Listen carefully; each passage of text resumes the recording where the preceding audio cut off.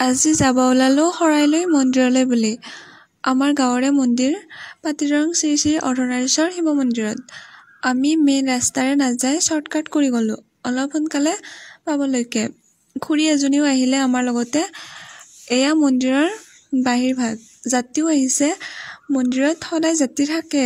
কোনোবা দিনা বহুত বেছিয়ে হয়, কোনোবা দিনা অলপ কমে বাৰু।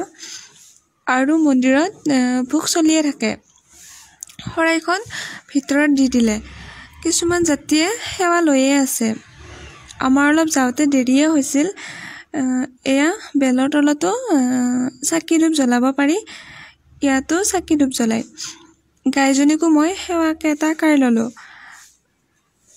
মন্দিৰৰ পাৰ চৰাই এয়া। এইজনী আকৌ দৈৱকী বাই মন্দিৰতে থাকে, কাম বনো কৰি দিয়ে।